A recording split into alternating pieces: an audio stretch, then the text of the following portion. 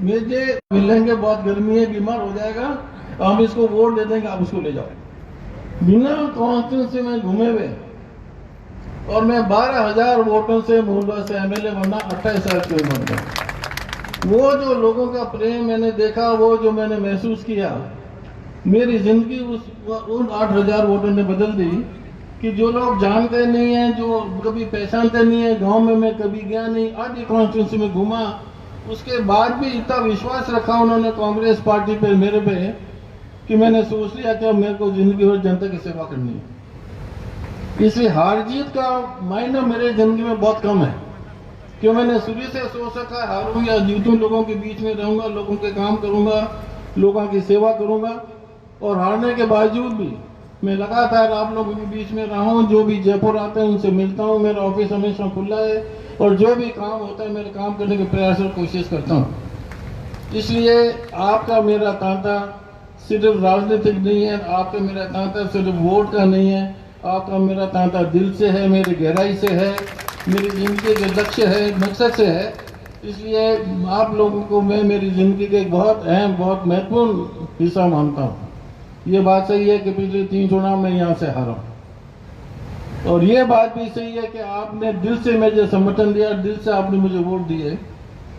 पर शहर में आके कुछ ऐसी गड़बड़ बात हो जाती है कि आते आते 2,500 3,000 वोटों से मैं चुनाव हार जाता हूँ। अभी खींवसर में मैंने बाई इलेक्शन फाइट किया था, और कई जगह जाटों के गाँव में मैंने कहा था भाई हराओ तो धापर हराए तो 20,000 वोटों तक पच मुंड कम करो। 2-2,500 की मार है जगह कल्दी महंगी पड़े, 5 साल तट पर है कि यार थोड़ा सा रखो, थोड़ा लग जाता तो पार पड़ जाता। 2-2.5 घंटे कहीं आंकड़ो हमारे जन्म पत्र में लिखा है कि ना तो घटे ना बढ़े। तो बेटे का पापा को 2,500 को तो पार कर, अपने पार कर दीजिए ताकि वो टोल को मिटा। और मैं तो हमारा कांग्रेस पार्टी को बहुत आभारी हूँ कि इतनी बार हारने के बाद भी मैंने जाके कभी कांग्रेस पार्टी से टिकट नहीं मांगा। मेरे नेताओं ने मुझे हमेशा कहा कि पार्टी चाहती है आप चुनाव लड़ो, और पार्टी चाहते है कि आप चुनाव के लोगों के बीच में जाओ। लोग बात करते हैं विकास की, पानी की, बिजली की, सड़कों की। ईमानदारी से आप यहाँ पर बैठे हो, पूरा खींवसर क्षेत्र में, नागौर क्षेत्र में जितना भी काम हुआ है सब कांग्रेस पार्टी के शासन में हुआ है। जितनी भी सड़कें बनी है कांग्रेस शासन में बनी है, जितनी भी पानी की टंकियां बनी है कांग्रेस शासन में बनी है, हैंडपंप बने हैं, बिजली बनी है, स्कूल बने, पंचायत भवन बने, स्वास्थ्य केंद्र बने। अगर विकास के हिसाब से अगर आप वोट देखें तो मैं समझता हूँ पूरी अगले 100 साल तक दूसरी पार्टी सत्ता में आ नहीं सकती। पर गड़बड़ क्या होती है कि अपन लोग अपने वोट की कीमत को नहीं समझते। जब तक गांव में बैठा हुआ किसान अपने वोट की कीमत को नहीं समझेगा, आप तरक्की नहीं कर सकोगे। बहुत अहम वोट है, बहुत कीमती वोट है। वोटों का राज कायम करने के लिए हजारों लोगों ने फांसी चढ़ी है, कुर्बानी दी है, देश आज़ाद हुआ है। जब ये जाके वोटों का राज कायम हुआ, ये अधिकार आपको मिला है कि आपकी सत्ता में भागीदारी हो, जिसे आप चुनोगे वो सत्ता में आएगा, जिसे आप चाहोगे राज उसको मिलेगा, जिसे आप चाहोगे वो आगे तरक्की करेगा। तो ये अब भी आपस के झगड़े में, गांव के झगड़े में, रोड के झगड़े में, नाव के झगड़े में, अगर बिंदु जी मेरे तरफ है, बिंदु जी के सामने वाले सामने तरफ है, क्यों भाई तो सामने तरफ की बिंदु जी आने जाने माथा कौन है। तो जब तक ये झगड़े नहीं मिल के काम के बेसिस पे, विकास के बेसिस पे क्या मिला इस वोट को आपको देके, आपको क्या फायदा हुआ, आपका वोट आपके फायदे के लिए होना चाहिए, गांव के फायदे के लिए होना चाहिए, पंचायत के फायदे के लिए होना चाहिए। और आपको बहुत गहराई से सोचना है, बहुत गहराई से मंथन करना है कि जहां हम वोट दे रहे हैं उसका फायदा हमें मिले। आपने अगर ये वोटों को हल्के ढंग से, जैसे अपन अक्सर चुनाव में करते हैं, खो दिया तो आप मान के रखिए कि आपको कोई विकास नहीं करेगा। हिंदुस्तान के अंदर 70% लोग गांव में रहते हैं और 25% लोग शहर में रहते हैं। अगर आप पूरा हिंदुस्तान घूम के देखेंगे तो हिंदुस्तान का 70-80% पैसा शहरों में लगता है, गांव में बहुत कम लगता है। वहाँ स्कूलें अच्छी हैं, वहाँ सड़कें अच्छी हैं, वहाँ बिल्डिंगें अच्छी हैं, वहाँ कॉलेजेस अच्छी हैं। तो हमारे बच्चों के लिए जो गांव में रहते हैं, जहाँ 36 कौम रहती है, उनको वो चीज़ें नहीं मिलेगी जो बड़े शहर में उपलब्ध है। जब तक अपन आगे कैसे बढ़ेंगे, अपन आगे विकास कैसे करेंगे। और वो इसलिए होता है कि शहर के लोग पढ़े लिखे हैं, सोच समझ के हिसाब से वोट देते हैं। और उस वोट का वो लाभ उठाते हैं, वोट का उसको फायदा मिलता है और राज्य सरकार से उनको पूरी मदद मिलती है।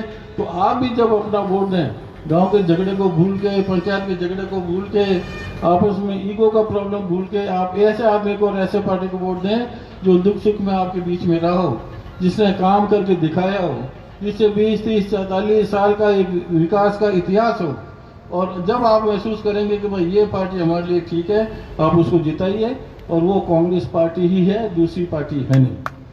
कभी कभी नरेंद्र मोदी जी भाषण देते हैं भारतीय जनता पार्टी का कि 1922 से 14 के पहले हिंदुस्तान में कुछ था ही नहीं।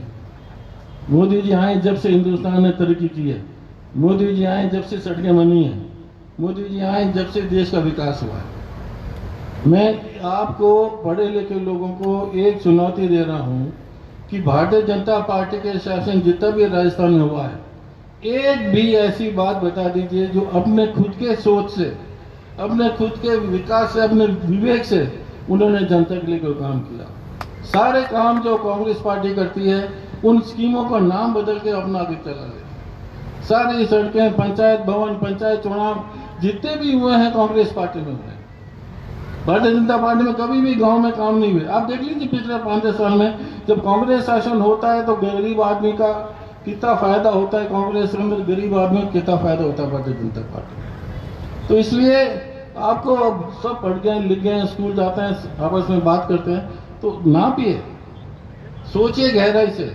मैं फिर कह रहा हूँ ये वोट इतना महत्वपूर्ण है कि इसको हल्के ढंग से इस्तेमाल मत कीजिए और सोच समझ के कीजिए। आपका भविष्य, आपके बच्चों का भविष्य आपके वोट से जुड़ा हुआ है। आपका चाहते हैं कि आपके बच्चे आगे प्रोग्रेस करें, अच्छे कॉलेज यूनिवर्सिटीज में जाएं, तो आपको वोट को देना चाहिए, वोट कांग्रेस को देना चाहिए। और कांग्रेस ही ऐसी पार्टी जो लगातार आपके बीच में रह सकती है, दुख सुख में आपके हमेशा साथ रही है। और मैं आपको वादा करता हूँ, अगर कांग्रेस का कैंडिडेट यहाँ से जीता, कांग्रेस की सरकार बनी, तो जो भी आपके काम हैं सारे के सारे विकास के काम पूरे होंगे। मुझे बड़ा अफसोस होता है, मैं कई बार कहता भी हूँ कि पूरे राजस्थान में सबसे बैकवर्ड जिला हेडक्वार्टर है तो वो नागौर का। इतना बैकवर्ड हेडक्वार्टर जिला राजस्थान में कहीं नहीं मिलेगा। और जब मैं मंत्री था, जब मैंने कोशिश की थी कि इस शहर के अंदर अपन कुछ विकास करें ताकि सीवरेज लाइन भी बने, बिजली की भी समस्या हल हो, पानी की भी समस्या हल हो। डिस्ट्रिक्ट हेडक्वार्टर के ऊपर पानी की समस्या, लोग मटके फोड़ रहे हैं, पानी नहीं आ रहा, टाइम पे नहीं आ रहा, कभी एम का घेराव कर रहे हैं, कभी कुछ कर रहे हैं, कभी बिजली नहीं आती। तो किसी ने इंटरेस्ट ही नहीं लिया, किसी ने सोचा ही नहीं, ना आपके एमएलए ना दूसरे लोगों ने कि भाई इस शहर के लिए अपन को क्या विकास करना है। उनके सामने कोई विजन भी नहीं।